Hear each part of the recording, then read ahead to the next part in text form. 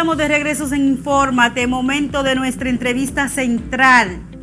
Y señores, feliz hoy. Nos acompaña nuestro querido profesor, el economista Antonio Siriaco, un hombre de esta casa, señores. Bienvenido, profesor. Para mí es un placer estar aquí en Infórmate. Tú sabes que yo soy parte de su casa. Claro que sí. Es de su casa. Tú no me tienes que decir eso. Que yo sé que yo siempre soy bienvenido aquí. Y en un momento como este, profesor. Claro, un momento un tanto con muchos problemas, con todavía la pandemia. Muchas expectativas. Y mucha gente en el aire también. No, y además muchos problemas económicos. Así mismo es. Bienvenido, profesor. ¿Te gustó esa? Feliz Qué de que bien. usted esté aquí con nosotros. Y vamos a entrar en materia. ¿Inflación o especulación? La inflación es una especulación. Mira, Ana, tú sabes que el tema de la inflación es un tema que va a ser un problema, no solamente en este país y en esta economía, sino ya lo está haciendo en otros países. Estados Unidos acaba de anunciar precisamente una inflación anualizada, creo que al mes de mayo, del 5%, nunca visto. Y eso significa, obviamente, que el coste de la canasta de los bienes y servicios se incrementa. Lo mismo está ocurriendo en la República Dominicana.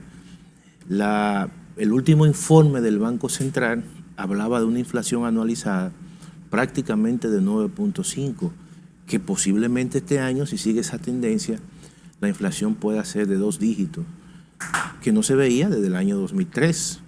Y eso no es una buena noticia para los hogares, no es una buena noticia para aquellas personas que tienen salario fijo, ni para todo el mundo, generalmente quizás los más ricos que tienen forma de protegerse de la inflación, pero aquellos que tenemos un salario fijo y que no podemos obviamente lidiar con los incrementos en los precios, porque al final cuando vamos al supermercado encontramos que cada peso tiene un poder de compra mucho menor.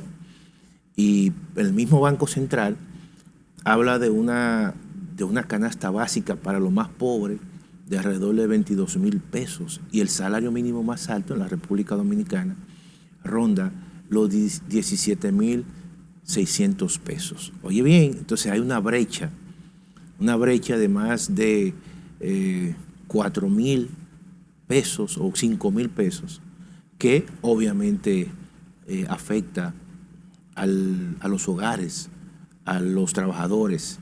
Pero si nosotros comparamos el salario mínimo más bajo, que prácticamente son 10,600 pesos, estamos hablando de que tú tienes que, para cerrar esa brecha, duplicar ese salario mínimo, un poquito más.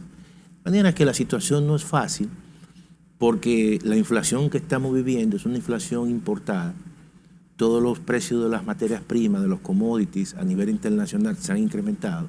Por ejemplo, el precio del petróleo ronda en estos momentos $70 el barril.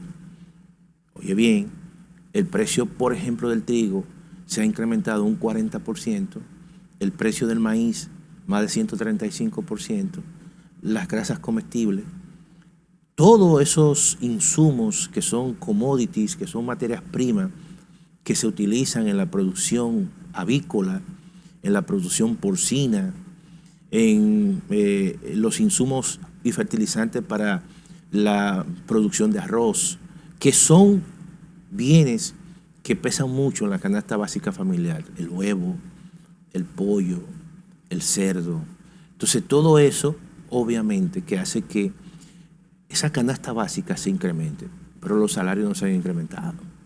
Y eso es una situación que genera mucho desajuste y que es un riesgo incluso en términos redistributivos, porque tú tienes que por lo menos comenzar a hacer reajustes salariales. Ya el presidente de la República se adelantó. En el caso, por ejemplo, de los policías. Ahora ahí también con los médicos, creo que se anunció un 30%. Pero también hay una situación que hay que conocerla en el comité de salario, donde precisamente hay que convocarlo este año, porque es cada 2 años y evidentemente hay un tranque entre los trabajadores que exigen un salario mínimo más alto y los empleadores o los empresarios que dicen, bueno, primero tenemos nosotros que, o hay que arreglar, vamos a decir, o mejorar o llegar a un acuerdo sobre la clasificación empresarial. Es que queda siempre muy por debajo, profesor. El aumento salarial que hace el sector privado siempre queda muy por debajo a lo que es lo que es la canasta familiar. Fíjate, los trabajadores están pidiendo un 40%. Y casi siempre el incremento que hacen o que se acuerda es un 15%. Un 15. O sea, como mucho. O un 12. O un 12. O un 10. O un 10. Eso es lo que ha pasado históricamente. Entonces, que sí, eso lo que trae como consecuencia es un retraso entre el coste de la vida y los salarios. Entonces, siempre el coste de la vida y la inflación está por encima de los salarios. No sé ahora, en esta coyuntura, yo creo que también hay que tomar en consideración que hay pequeñas empresas que han desaparecido. Eso es una realidad por el tema de la crisis, el tema de la pandemia. Porque también hay que tomar en consideración que el tejido empresarial en la República Dominicana es básicamente MIPYMES en un 95%. Entonces yo lo que creo que en caso de que se llegue a un acuerdo y que se debe llegar a un acuerdo es que se comience a establecer un incremento de salario de forma, vamos a decir, sectorial. Sectorial en el sentido de que hay sectores que le ha ido bien también. No todos los sectores le ha ido mal en la crisis. Porque aquí había que hacer cola para entrar a un supermercado. Aquí había que hacer cola para comprar algún tipo de mascarilla o una vitamina en una farmacia. Por lo tanto, aquí hay sectores que han tenido durante todo el tiempo de la pandemia números positivos. O un sector financiero que básicamente el Banco Central le colocó dinero barato y tuvo un buen margen de intermediación. Y cuando tú observas sus estados financieros que se publican, no aparecen números negativos. Por lo tanto, yo creo que por ahí se debe comenzar. Aquellos sectores que le ha ido bien, entonces esos sectores comienzan a mejorar los salarios de sus trabajadores. Entonces, y el sector público también tiene que comenzar a mejorar los salarios. Lo está haciendo, por ejemplo, a los policías, luego entonces los médicos, los guardias, los maestros, y así yo pienso que debe haber una especie de compensación redistributiva en esta época, donde verdaderamente ha sido una época difícil, todavía no hemos salido de esta crisis, la economía ha venido recuperándose poco a poco, pero aún todavía hace falta mucho más para el tema de la recuperación, porque todo esto depende, Ana, de la pandemia. Usted dice que se ha ido recuperando la economía. Bueno, por lo menos ¿Usted lo siente? No, lo que digo es que en sentido general, los datos que está indicando el Banco Central indica que nosotros no estamos viviendo la época que vivimos el año pasado. O sea, eso tiene que ser así, porque en abril del año 2020 la economía se cerró, pero ahora por lo menos se han flexibilizado algunas actividades. Y yo digo que hay que hacer énfasis en el tema de la pandemia y de la vacunación, porque eso es lo que nos va a garantizar a nosotros la seguridad. Si nosotros no garantizamos un proceso de vacunación, pero básicamente a nivel de más de un 70% de la población, que es cuando se puede hablar de un proceso de inmunidad de rebaño, como lo hizo Israel, como lo está haciendo Estados Unidos, porque cuando ya se vacuna el 70% de la población, ya tú puedes decir que prácticamente la gente puede andar sin mascarilla, que hay un proceso de inmunidad de rebaño. ¿Por qué? Por un problema natural, porque la pandemia ya no encuentra a quién contagiar y llega un momento que por efecto del tiempo eso se diluye y entonces baja la intensidad. Pero no hemos llegado todavía a ese nivel. Y si no llegamos, entonces vamos a estar todavía con un sistema de confinamiento, con un toque de queda. Ahora mismo estamos nosotros con un toque de queda porque ha habido un tercer rebrote, en el sentido de que los casos de nuevo contagio no pasan de 1.200, de 1.100. Es decir, eso significa que estamos en una tercera ola y hasta que eso no ceda, obviamente entonces se va a mantener este proceso de confinamiento, pero a su vez eso tiene un efecto negativo en la economía, porque todas las actividades vespertinas y nocturnas están cerradas, porque hay toque de queda a partir de las 5, a partir de las 3 de la tarde. Entonces, aquí hay muchas actividades que son vespertinas, que son nocturnas y que están prácticamente cerradas. ¿Y qué significa eso? Que se produce menos, que hay menos personas empleadas, que hay menos ingreso y actividad económica. Y eso no es un elemento que se resuelve con la economía, se resuelve con lo sanitario, con la expansión del plan de vacunación. Y por eso yo pienso que hay que hacer mucho énfasis en ese proceso, como han hecho ya otros países que le ha ido bien, que han podido reaperturar sus actividades, porque ya una gran parte de la población está totalmente vacunada. Entonces yo creo que es una experiencia que nosotros tenemos que tomar en consideración. Por eso yo digo que las actividades económicas se van poco a poco reactivando y entonces eso se refleja en un mayor dinamismo de la economía. Pero no tenemos todavía una consolidación de la reactivación. Todavía hace falta. Todavía todo este año incluso hay muchos riesgos en términos de esta pandemia. Y la inflación también, todo eso es un riesgo. Todos esos son elementos que alteran la dinámica de la economía. Y por lo tanto, todavía no podemos hablar que hay una recuperación plena como si fuese el año 2019, que es el año obviamente de referencia de un año normal. El año 2020 fue un año perdido. El año 2020, la economía dominicana perdió en su Producto Interno Bruto más de 10,000 millones de dólares. Nosotros teníamos un PIB en dólares en el año 2019 de 88,000 millones de dólares. Y con la pandemia, el PIB cayó en 78,000 millones de dólares. Es decir, en un año perdimos 10,000 millones de dólares, que no es fácil. ¿Qué significa eso para República Dominicana? Hay quienes dicen que aquí, con lo que estaba pasando ahora mismo, producto precisamente de la pandemia y de otros elementos que están pasando en el país, pues que aquí fácilmente quedamos en dos clases, la muy rica y la muy pobre.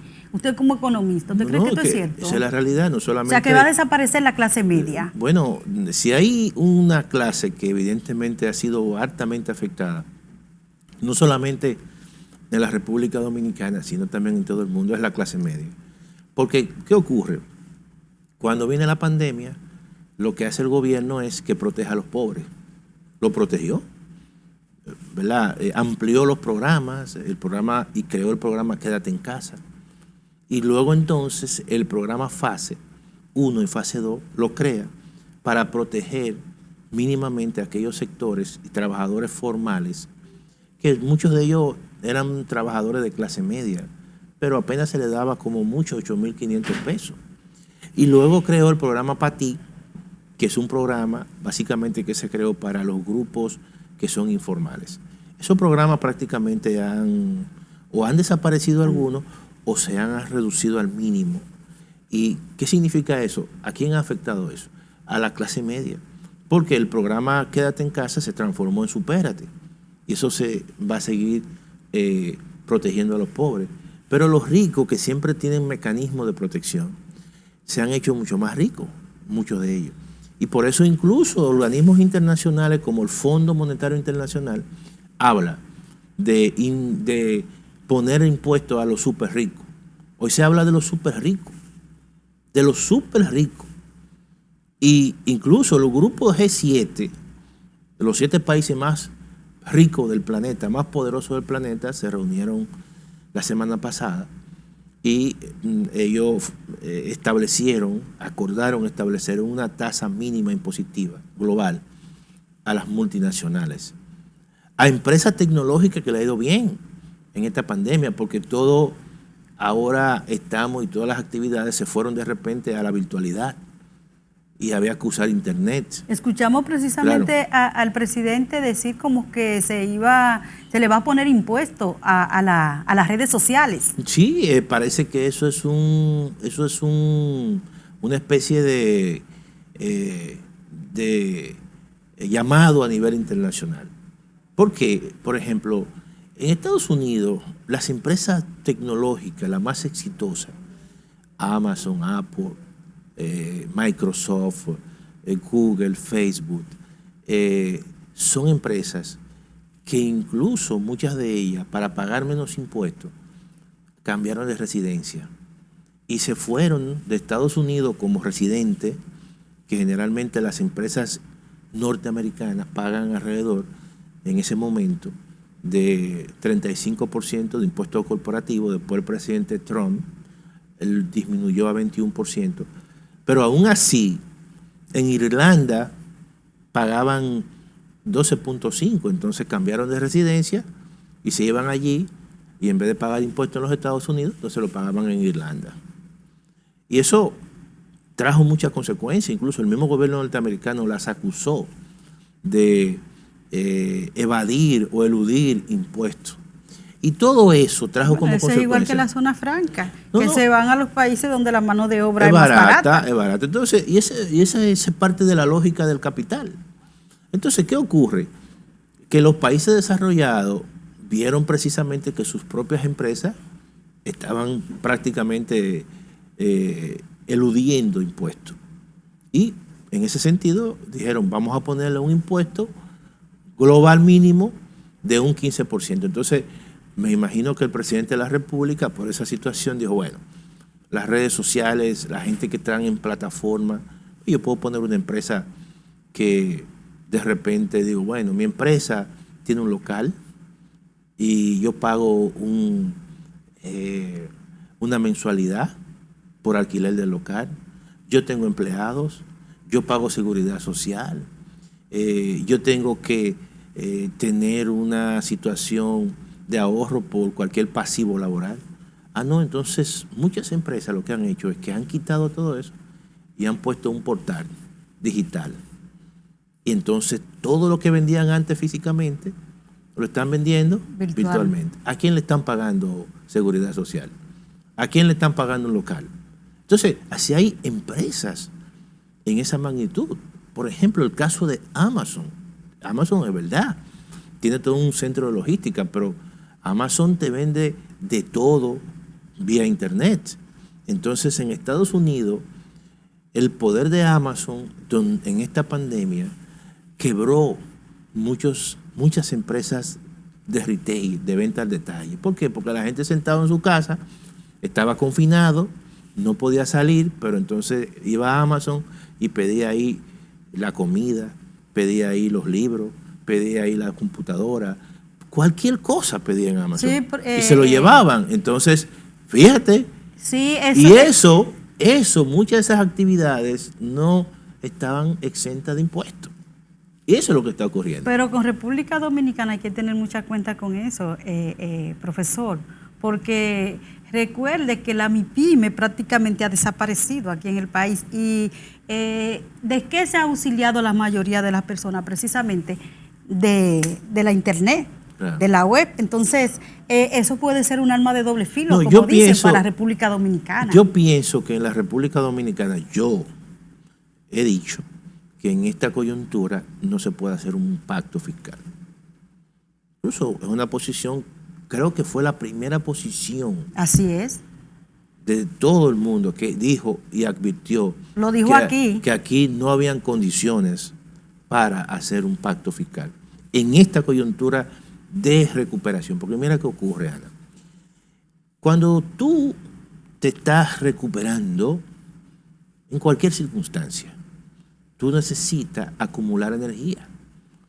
Y si tú tienes una empresa que de repente tuvo dificultad porque estuvo cerrada dentro de la pandemia y tú la reaperturas, tú no tienes la capacidad financiera para pagarle al gobierno en ese momento más impuestos. No, el gobierno tiene que permitir que tú te recuperes plenamente. Entonces después, cuando tú te recuperas, tú dices, mira, ahora yo estoy en condiciones para pagar impuestos. Entonces yo pienso que este año, lo que el gobierno tiene que hacer este año y el año que viene, discutir la reforma y aplicarla en el 2023. Es lo que yo creo. Ahora, pero está anunciada para el 2022.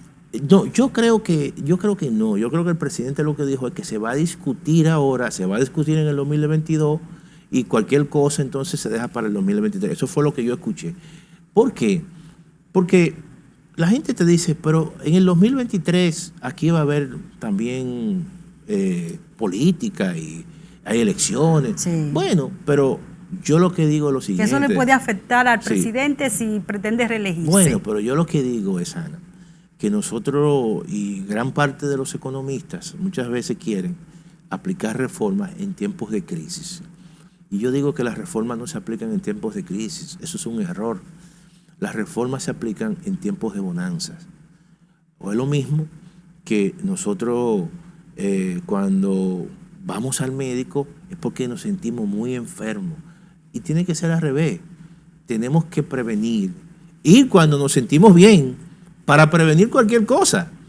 Pero no entonces ir cuando nosotros tenemos ya una situación bastante complicada. ¿Por qué? Porque obviamente eso no nos va a dar capacidad. Los médicos algunas veces te chequean y te dicen, tú no estás en capacidad para hacerte esa operación. Y así pasa también con la economía. Esta economía no está en estos momentos en capacidad para hacer una reforma tributaria. Profesor, entonces escuchándolo, yo esperé escuchar todo lo que usted iba a decir para volver a preguntarle. Entonces, hay una inflación real, no es especulación como dijo el presidente de la República. ¿Y qué puede pasar en el país si se da lo que él anunció, de que iba a importar productos para evitar la especulación?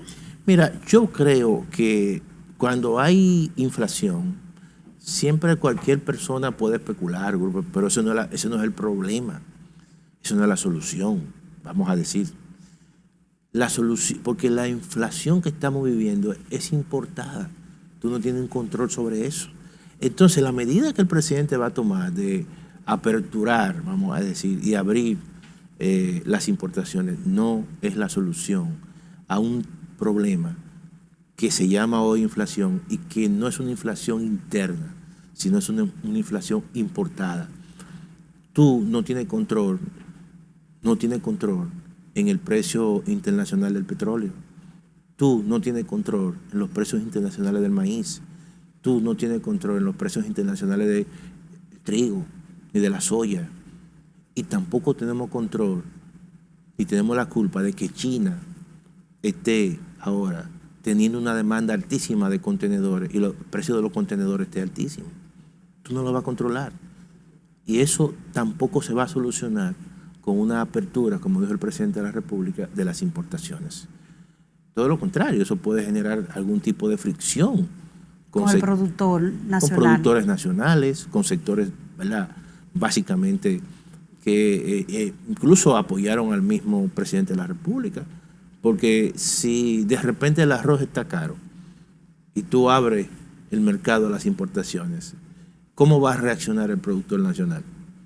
Si de repente la habichuela está cara y tú abres el mercado a las importaciones de la habichuela, ¿cómo van a reaccionar los productores de San Juan? Entonces, con eso, pienso yo, hay que tener un poco de cuidado. Quizá el presidente lo dijo como una manera de enviar una señal como de temor, pero pienso que él es economista, él sabe dónde está el problema, él sabe que es una situación que viene de fuera, que es importada, que se genera en los mercados internacionales y que en ese sentido pienso yo que lo que él dijo no es la mejor solución porque le puede traer problemas con los productores nacionales. Señores, siempre se quedan muchos temas cuando conversamos con usted, Ciriaco, pero ya no están haciendo señas y me gustaría que usted le diera las recomendaciones que usted entiende a los ciudadanos para estos momentos. Mira, yo pienso que ante todo hay que ser prudente, hay que ser previsor, a la gente que sepa cuidar su presupuesto. Todos nosotros tenemos que cuidarlo en tiempo de pandemia. nuestro presupuesto tiene que estar concentrado en dos renglones, Ana. En la comida y en los alimentos y en los medicamentos. No estamos en tiempos de francachela ni de gastos compulsivos, porque evidentemente la situación por la cual hemos llegado a esta situación hoy no han desaparecido. Todavía está el tema del coronavirus, todavía la economía no se ha recuperado en su totalidad, y como consecuencia tenemos que ser previsores, y también, que yo creo que es un mensaje a nivel general, que hay que tener cuidado en este contexto de recuperación con el tema de los impuestos.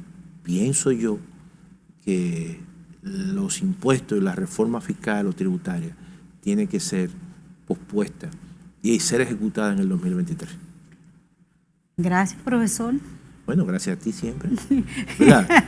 Que siempre me invitan, tanto a ti como a Danisa. La invitación queda abierta, porque se quedaron muchos temas. Así es. Vamos a una pausa, regresamos en breve, hay mucho más en Informativo.